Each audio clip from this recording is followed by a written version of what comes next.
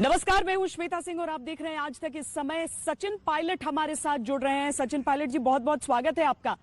Party में भी और राजस्थान की सरकार में भी वापस स्वागत हो गया है आपका। क्या अब सचिन पायलट दोबारा डिप्टी सीएम के पद पर आसीन होने वाले हैं? देखिए, हम लोगों ने श्वेता जी दिल्ली में आके हमारे साथियों ने कुछ मुद्दों को उठाया था और शुरू से हम लोगों ने कहा था कि हम पार्टी फोरम के अंदर जो हमें लगता है कि सरकार में काम करने के तरीके को, नेतृत्व के कुछ एक्शंस को हमको संज्ञान में लेना पड़ेगा। वो हमारा अधिकार भी है, हमारी ड्यूटी भी थी। उन मुद्दों को हमने दिल्ली में पार्टी के सामने रखा और मुझे आश्वासित किया गया है कि बहुत जल्द समयबद्ध तरीके से इन सभी समस्याओं का निराकरण भी किया जाएगा। उसके बाद क्या रोल पार्टी के अंदर निभाना है या नहीं निभाना, इसका निर्णय मैंने पार्टी के ऊपर छोड़ा है। जब जब मुझे जो दायित्व दिया है पिछले 20 सालों में, मैंने पूरी निष्ठा ईमानदारी से उस दायित्व को निभाया है और मैं आज भी वो कर रहा हूँ। पद हो या ना हो, लेकिन प्रदेश की जनता के प्रति मेरा जो एक दायित्व है, जो जिम्मेदारी है, उसको मैं हमेशा निभाता रहूँगा। जो वादे कर हम सत्ता में आए हैं, उनको पूरा करना हम सबकी प्राथमिकता रहेगी। पर सचिन, ये आज की बात नहीं है, आपने इससे पहले भी यही मुद्दा उठाया है। आपने पहले भी ये चीजें उठाने की कोशिश की है कि किस तरीके से युवाओं की को तरजीह या फिर राजस्थान में क्या आपको चाहिए, ये बातें आप पहले भी करते रहे। इस बार क्या आपको अतिरिक्त कोई आश्वासन मिला है जिस कारण हम देख रहे हैं कि जो हम कह रहे हैं कि अब पटाक्षेप हुआ उसका? देखिए, पिछले 1.5 साल में सरकार का एक जिम्मेदार हिस्सा रहा और उप मुख्यमंत्री के रूप में मैंने काम भी किया, लेकिन मैंने कभी भी राजनीति को व्यक्तिगत नहीं बनाया। मैंने कभी भी, अगर मुख्यमंत्री जी भी हैं तो मेरे से उम्र में बड़े हैं, मैंने हमेशा उनका व्यक्तिगत सम्मान भी किया है, लेकिन अगर काम करने के तरीके में, कार्यशैली में, गवर्नेंस के स्ट्रक्चर्स में वो कामयाबी हमको हासिल नहीं हो रही जो जितनी अपेक्षित है, तो मैं समझता हूँ उसका इशू बनाना मेरे लिए लाजमी था। और बात सिर्फ सरकार की नहीं है, क्योंकि 5 साल जब मैं प्रदेश का अध्यक्ष था राजस्थान के अंदर, तो हम मात्र 21 सीट पर सिमट गए थे 5 साल पहले, 6 साल पहले जब चुनाव हुए थे, जब अशोक जी मुख्यमंत्री थे। 21 सीटों पर सिमटने के बाद जब मुझे राहुल गांधी जी ने अध्यक्ष बनाया, तो उन 5 सालों का जो संघर्ष रहा, सबको साथ लेकर हम लोग चले थे। हमने धरने दिए, प्रदर्शन किया, पदयात्राएं करी, भूख हड़ताल करी, जेलों में गए, लाठियां खाई और तब जाके जनमानस के अंदर हम उनके दिल में उतर पाए और तब हम सरकार बनाने में कामयाब हुए। अब सरकार जब बन गई तो जिन लोगों ने भूमिका निभाई थी, उन लोगों को हम दरकिनार कर देंगे। उन्होंने जो खून पसीना बहा है, उसका अगर हम उनको पुरस्कार या इनाम नहीं देंगे, उनकी भागीदारी सुनिश्चित नहीं करेंगे, तो मैं समझता हूँ वो मेरी जिम्मेदारी थी एज पार्टी प्रेसिडेंट, मैं उस मुद्दों को उठाऊं। इन सब इश्यूज को लेकर हमने बात रखी और कल जो हमारी मीटिंग हुई प्रियंका जी और राहुल गांधी जी के साथ, और सोनिया गांधी जी ने अब एक कमेटी बनाकर बहुत जल्द इन सारे इश्यूज को टेकअप करने का जो काम किया है, उससे लोग संतुष्ट भी हैं। और मुझे लगता है कि इसको करने से दोनों, सरकार को भी और संगठन को, दोनों को लाभ मिलेगा। पर भारतीय जनता पार्टी की क्या भूमिका रही इसमें? क्योंकि अशोक गहलोत जी ने भी कहा कि अब बीजेपी की जो साजिश थी वो नाकाम हुई। देखिए, जो विपक्षी पार्टी है वो मौके का फायदा उठाए, ऐसा सोचना कोई गलत नहीं है। हम लोगों ने तो पहले दिन कहा था कि हम कांग्रेस पार्टी के सदस्य हैं। मेरे सभी साथियों ने, जो विधायक हैं, उन्होंने बड़ी पुरजोर आवाज से कहा और पहले दिन मैंने कहा बहुत से लोग आरोप लगाएंगे, बहुत से लोग ये खबरें फैलाएंगे, लेकिन हम लोग कांग्रेस के सिपाही रहे और मैं जिम्मेदार पद पर रहा। तो हमने शुरू से कहा था कि हम पार्टी के अंदर रहकर अपनी बात को रखना चाहते हैं और ये ऑन रिकॉर्ड बातें हैं। लेकिन इस बीच विपक्षी पार्टी ने बहुत सारे ऐसे काम किए होंगे जिससे ये कोशिश की जाए कि इस फूट का फायदा कैसे लें, लेकिन अंत में अगर सरकार पर संकट आया था और आ रहा था, तो इसलिए हमें लगा कि अब हम लोगों को वार्ता कर और पार्टी को भी लगा, क्योंकि ये राष्ट्रीय पार्टी है, एक प्रदेश के 1 या 2 लोग पूरी पार्टी को अगर दिक्कत में लाने की तरफ बढ़ रहे हैं, तो केंद्र नेतृत्व ने भी समझा, मुझे लगा कि बात कर निपटाना चाहिए। और देखिए, ये इशू पैदा कहाँ से हुआ? मैं प्रदेश का उप मुख्यमंत्री था, मैं प्रदेश का अध्यक्ष था और हम पर अगर देशद्रोह की धारा के तहत एक नोटिस भेजा जाएगा तो अपमान तो होता है इंसान का। तो उस मुद्दे को हम लोगों ने उठाया और ये आज की बात नहीं है, 1.5 साल से लगातार, क्योंकि मुख्यमंत्री जी खुद कह चुके हैं कि 1.5 साल से बात नहीं हुई और मेरा व्यक्तिगत उनसे कोई दुर्भावना नहीं है। और राजनीति में ग्लानि, द्वेष या दुर्भावना रखनी भी नहीं चाहिए, लेकिन जब इस प्रकार का वातावरण बन गया तो उसका समाधान कैसे होगा? और जो लोग जिम्मेदार थे, आपकी दुर्भावना नहीं होगी सचिन जी, लेकिन एक सेतु बनने का काम करना था। एक मुख्यमंत्री आपको निकम्मा कहता है तो ये बात आहत तो करती होगी आपको। क्यों नहीं करेगी भाई, मैं भी इंसान हूँ। आहत थे हम लोग, मैं भी आहत था, लेकिन मुझे लगा कि राजनीति में उदाहरण कैसे स्थापित होगा। अगर कोई कुछ बोले और मैं उससे दुगना बोलूं, तो जो आज देश हम लोगों को देख रहा है, जो नौजवान देख रहे हैं, वो क्या एग्जाम्पल हम लोगों से लेंगे। इसलिए मुझे लगा कि पॉलिटिकल नैरेटिव में एक संवाद में जो शालीनता, विनम्रता होनी चाहिए, चाहे कोई भी परिस्थिति हो, कितना कोई कटु दुश्मन हो, अगर वो कहीं कुछ ऐसी बात बोल दे जो अनपार्लियामेंट्री है, जो डिग्निफाइड नहीं है, जो आमतौर पर लोग शब्द इस्तेमाल नहीं करते, तो फिर भी हमें संयम नहीं खोना चाहिए और नेगेटिव रिस्पॉन्ड नहीं करना चाहिए। इसलिए मैंने बहुत घूट पीकर उस बात को स्वीकार किया। ठीक है, किसी ने बोला होगा, बहुत से लोग बोलते भी हैं, उम्मीद नहीं थी मुझे, लेकिन फिर भी मुझे लगा कि मुझे रिस्पॉन्ड नहीं करना चाहिए, क्योंकि राजनीति में और पब्लिक लाइफ में अगर हम लोग हैं तो हमारे आचरण को, हमारे शब्दों को दुनिया बहुत बारीकी से देखती है। इसलिए मुझे लगा मुझे रिस्पॉन्ड नहीं करना चाहिए। दुख तो क्यों नहीं होगा, दुख तो हुआ। मैं जब 5 साल अध्यक्ष था, जब हम लाठी गोली खा रहे थे, तब सारे गुण मेरे में थे, और सरकार बनने के बाद वो सब गुण गायब हो गए, और इसी वजह से लोग आपको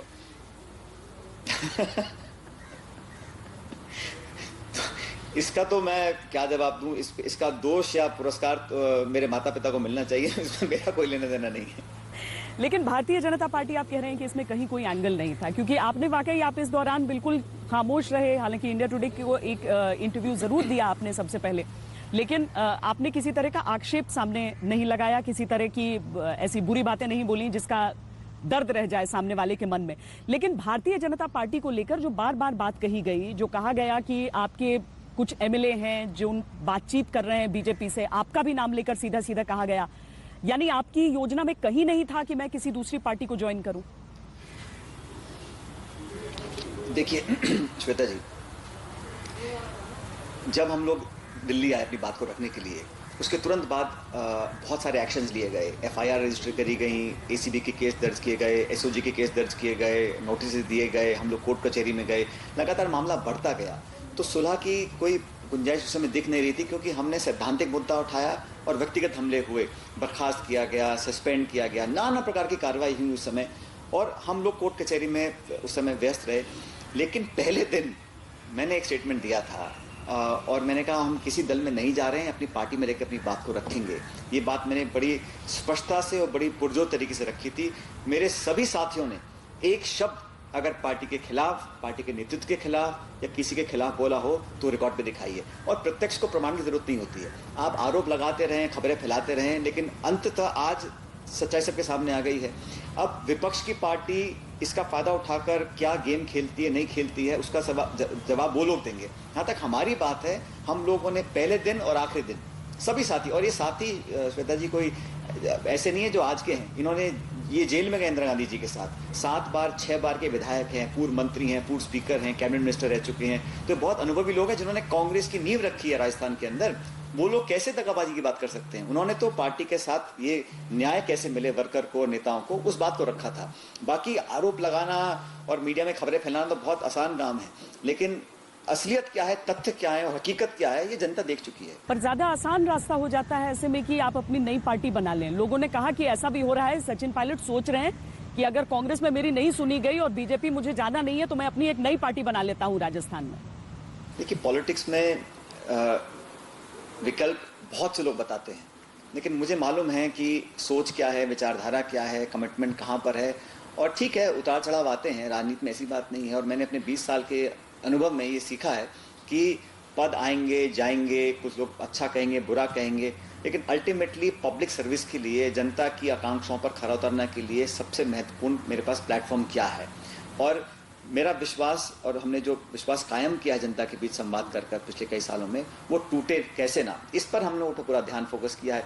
बाकी बहुत सारे विकल्प लोग बताते हैं, आज बता रहे हैं, कल भी बताएंगे, लेकिन मैं जहाँ था मजबूती से खड़ा हूँ। और मुझे पार्टी ने बहुत कुछ दिया है, ऐसी बात नहीं है। मैं बहुत एहसानमंद हूँ कि मुझे पार्टी ने बहुत सारे पद दिए हैं, लेकिन पद देने का मतलब नहीं है कि मैं अपनी आत्मा की आवाज़ ना सुनूं। अगर मुझे कहीं कुछ मन में बात है तो मुझे बोलनी नहीं है, ऐसा नहीं है, तो मैं बंद नहीं जाता हूँ। और ये पद रहना रहे, मैंने कोई डिमांड ना पद की करी है ना पोस्ट की करी है, लेकिन मैं सच्चाई बोलता रहूँगा। मुझे अगर कुछ गलत लगेगा तो मुझे बोलना चाहिए, और ये एक लोकतांत्रिक व्यवस्था में बहुत जरूरी है हर पार्टी के लिए कि कोई एक लाइन पकड़ ले तो सब उसके पीछे भेड़ बकरी की तरह चलें, ऐसा नहीं होना चाहिए। अपनी बात रखनी चाहिए। और किस लिए रख रहे हैं? व्यक्तिगत लाभ तो नहीं है, हम तो पदों पे थे, पद छोड़ दिए ना। डिमांड की क्या है? क्योंकि आपके बारे में इस तरह के भी आरोप लगाए गए कि सचिन पायलट मैन इन अ हरी, यानी एक व्यक्ति जो बहुत ज्यादा जल्दबाजी में है। कहा गया कि देखिए कितनी युवा उम्र में इनको पहले केंद्र में मंत्रालय दिया गया, उसके बाद राजस्थान आए तो वहां पर डिप्टी सीएम का पद दिया गया, लेकिन संतुष्टि नहीं है। क्या ये सचिन पायलट की लड़ाई एक पद के लिए थी या फिर किसी ऐसी चीज के लिए जो आज सामने समझ नहीं आ रहा कि कांग्रेस पार्टी ने मानी कौन सी बात है जिस वजह से सब मान गए? ये बहुत संकीर्ण व्यू पॉइंट है जो आप बता रही हैं, क्योंकि आप पद किसी को दें और मान सम्मान आपका ना रखा जाए, आप काम करने में बिल्कुल कामयाब ना हो सकें और आप असहाय महसूस करें, एक घर और गाड़ी लेने के लिए कोई पद ले ले, तो उस प्रकार का मैं इंसान हूं नहीं। और जब मैं केंद्र में था तो मुझे पूरी छुट्टी काम करने की, जितना मुझे काम दिया मैं उससे ज़्यादा काम करता था। और अभी भी जो मंत्रालय हमारे पास थे उसमें मैंने कोई कमी रखी नहीं, लेकिन पॉलिटिकली जो स्पेस, जो रिगार्ड, जो सम्मान जो होना चाहिए हर कार्यकर्ता का, वो पूरी तरह मिल नहीं रहा था। इस मैं अकेली मेरी बात नहीं है, अनेकों साथी हैं, कुछ विधायक हैं, कुछ विधायक नहीं हैं। लेकिन ठीक है, लोग बोलते हैं, मैंने भी 20 साल राजनीति करी है, मैंने कई पदों पर काम किया है, संघर्ष भी किया है, विपक्ष में रहा हूँ, जीता भी हूँ, हारा भी हूँ, लेकिन पब्लिक के अंदर मैंने हमेशा उनका मन और विश्वास जीतने का कोशिश करी है। कामयाब मैं हूँ मुझे पता नहीं, लेकिन अपनी बात बेबाकी से मैं बोलता रहा हूँ और बोलता रहूँगा, इसमें कोई कमी नहीं आने वाली है, पद हो या ना हो। और मैंने आज भी कोई डिमांड नहीं रखी। आपने सवाल पूछा हमने डिमांड क्या रखी है, हमने डिमांड ये रखी है कि जिन लोगों के कंधों पर खड़े होकर हम सत्ता में पहुंचे हैं, जिनका खून पसीना सड़कों पर बहाकर हम सत्ता में आए हैं, उनका मान सम्मान हो, उनके काम हो। पब्लिक 7 करोड़ लोग उम्मीद करते हैं कि हमारे गरीबों के, किसानों के, नौजवानों के काम पूरे हों, वो कैसे उसको और गति दी जाए, ये मांग हम लोगों ने रखी है। और काम करने के तरीके में अगर बदलाव करना है तो करना चाहिए। ये कोई भगवत गीता में नहीं लिखा है कि इसी प्रकार काम करना है। जो पब्लिक डिमांड करती है, वर्कर डिमांड करता है, उसमें आपको चेंज करना पड़ता है, समय के साथ बदलना पड़ेगा। वही घिसी पीटी अगर हम कार्य प्रणाली जो 1980 के दशक की है, आज दुनिया बदल गई है, आज एक्सपेक्टेशन बदल गई हैं, संसाधन बदल गए हैं, उसके अनुरूप हमें काम करना पड़ेगा। ये तमाम इश्यूज मैंने रखे हैं पार्टी के सामने, मुझे लगता है इसका अच्छा परिणाम मिलेगा। तो अब क्या अदालती जो लड़ाई है उसका स्टेटस क्या रह जाएगा? क्या आगे आप और मुद्दों को लेकर वो रास्ता भी अपनाएंगे? क्योंकि एक बात तो आपने स्पष्ट कर दिया है कि कांग्रेस पार्टी आप नहीं छोड़ रहे हैं।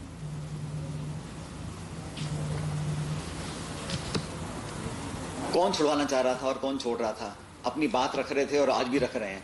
जहां तक आपने कहा भविष्य में क्या होगा मैं नहीं जानता हूं, लेकिन आज जो वस्तुस्थिति ये है कि हमारी बात को सुना है और एक बहुत लिमिटेड टाइम के अंदर उन इश्यूज को हम रिजॉल्व करेंगे। बाकी सरकार और पार्टी को मजबूती देने का काम आज से नहीं कर रहा हूं, मैं 2 दशक से कर रहा हूं और करता रहूंगा।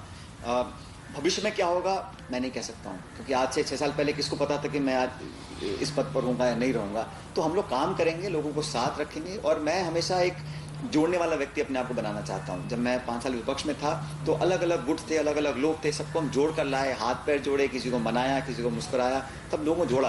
और जोड़ने का काम करना चाहिए, क्योंकि तोड़ना और फूट पैदा कर देना और फिर अलग अलग रास्ता बना लेना, मैं समझता हूँ वो लॉन्ग टर्म सोल्यूशन नहीं है। तो मिलकर काम करना चाहिए, लेकिन अपनी बात रखने से कोई हिचकिचाए ना, ऐसा वातावरण भी निर्मित करना बहुत जरूरी है। क्या वाकई कांग्रेस में युवा वर्सेस बुजुर्ग पीढ़ी है, पुरानी पीढ़ी वर्सेस नई पीढ़ी है? अब पता नहीं, धीरे धीरे मैं तो अधेड़ उम्र का हो गया हूँ, अब युवा भी नहीं बोलता अपने आप को और बुजुर्ग भी नहीं बोलता। लेकिन ये एक क्रिएट किया गया है कि एक्स वर्सेस वाई है, क्योंकि पार्टी में सब तरह के लोग हैं, हर आयु के लोग हैं और किस दल में नहीं होते हैं। और बहुत से लोग कम उम्र में बहुत कुछ कर पाते हैं, बहुत से लोग बहुत आयु में कुछ नहीं कर पाते हैं। तो ये जो विवाद बेवजह पैदा किया गया है कि आयु और उम्र को लेकर लोगों में टकराव होता है, ऐसा नहीं है। मुझे लगता है कि रिजल्ट ओरिएंटेड काम करना चाहिए, जिस ताले में जो चाबी फिट हो जाए वो यूज करनी चाहिए। जिस तरीके राजस्थान में बहुत कुछ बदल गया जब से आपकी ये लड़ाई शुरू हुई। जो पद आपके पास थे वो पद अब आपके पास है नहीं। कहते हैं रिश्तों में अगर एक बार गांठ पड़ जाती है तो चाहे कितना भी आगे आप उस रिश्ते को खींच दीजिए, वो गांठ अपनी जगह रहेगी। आप वापस राजस्थान जाकर काम कर पाएंगे अगर दोबारा आपको वही जिम्मेदारियां दी जाएं? मैंने कोई जिम्मेदारी मांगी नहीं है, पार्टी पर निर्भर करता है। और आपने कहा लड़ाई किस बात की है भाई? विरोध हो सकता है, मतभेद हो सकता है, लड़ाई और संघर्ष मैं बहुत समझता हूँ अलग अलग 2 शब्द हैं। और मुद्दों पर अगर अपनी राय प्रकट करना, इसको कोई लड़ाई नहीं कह सकता है। और लड़ाई करना मेरी फितरत में भी नहीं है।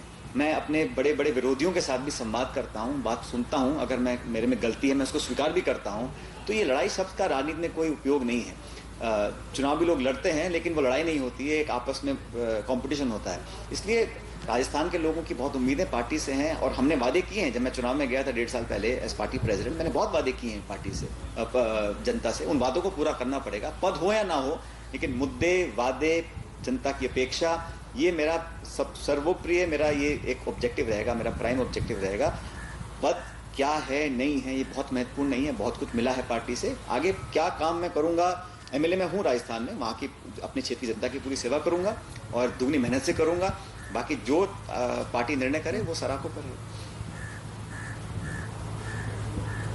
मतलब राजस्थान से आपको कोई गुरेज नहीं है, आप जाकर वहां पर वही काम कर सकते हैं। वो जो मतभेद रहा या फिर जो दरारें रही हैं रिश्तों में, उससे कोई फर्क नहीं पड़ेगा। आप नॉर्मल अपनी जिंदगी और अपनी सारी जिम्मेदारियां वहां पर निभा सकते हैं जाकर।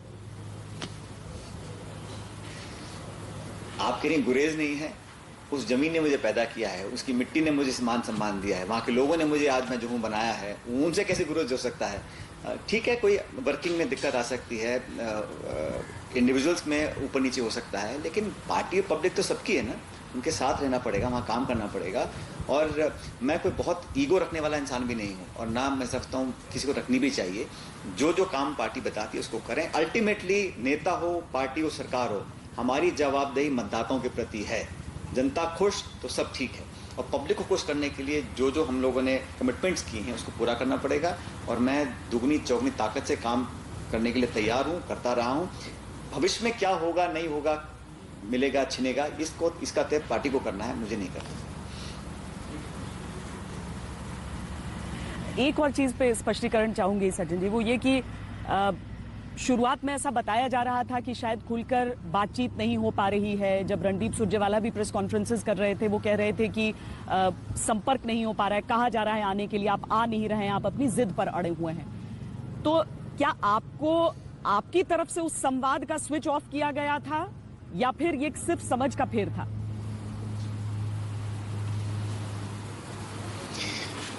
भविष्य के गर्भ में क्या है हमको नहीं मालूम, और अतीत में जो बीत चुका है उसको कुरेदने से कोई फायदा नहीं है।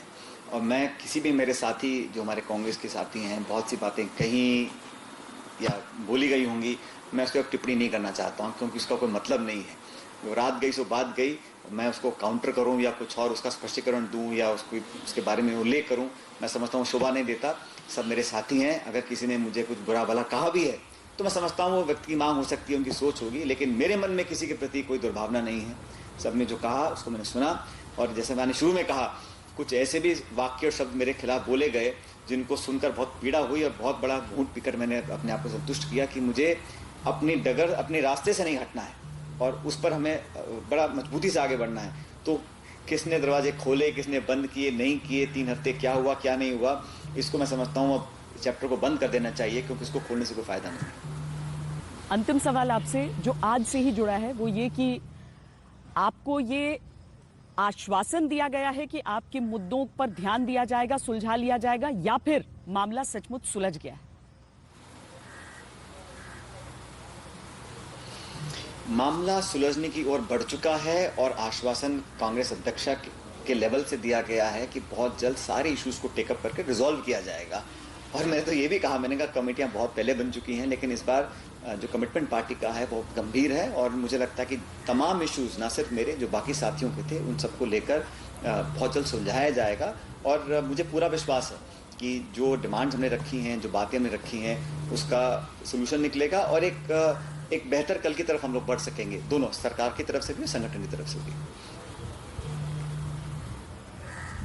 बहुत बहुत धन्यवाद सचिन पायलट, हमसे बातचीत करने के लिए।